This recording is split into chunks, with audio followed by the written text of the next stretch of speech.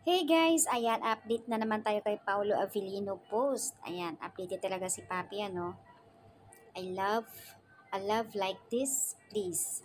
My love will make you disappear. Official poster is here. Ayan, ready na ba kayong magmahal muli? And cinemas worldwide, beginning in the Philippines March 26. My love will make you disappear with Kim Chu and Paulo Avellino, directed by Chad Vidans.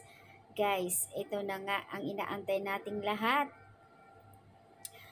So ayan, congrats naman both of you and hoping your love with Miss Kim Cho ha. Stay strong forever and it will not disappear. And we always in my mind that your love here patibay ng patibay and you beside me at nasa puso ko. Ang galing talaga ng mga Kim Pao fans. Ayan. Hindi talaga mag-disappear yan guys kasi mahal nila ang isa't isa. So anyways, you're the best talaga Kim Pao Avelinos. Happy lovely couples. Love number one talaga kayo sa puso ko. Nakakatuwa yung mga komento ng mga netizens, yung mga Kim Pao fans dito sa post ni Papi, kilig overload ang kanilang mga post. Sana ganito lahat, mga good vibes lahat. Walang mga pang-toxic.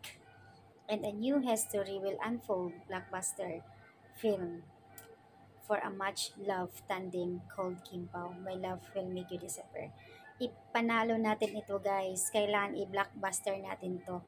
First together movie nila kaya dapat andoon lahat ang support ng mga Kim Pao fans. Siyempre hindi lang mga Kim Pao fans, mga ibang netizens.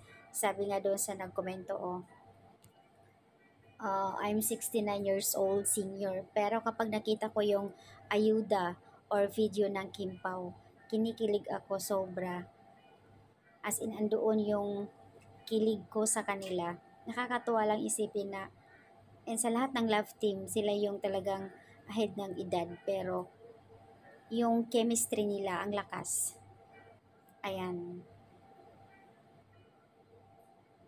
May nagtatanong guys, executive producer pala sa movie. Itong si Paulo Avellino. Wow. Kasi mayroon siyang production kaya possible na ito nga, baka siya yung producer. Big time talaga si Papi,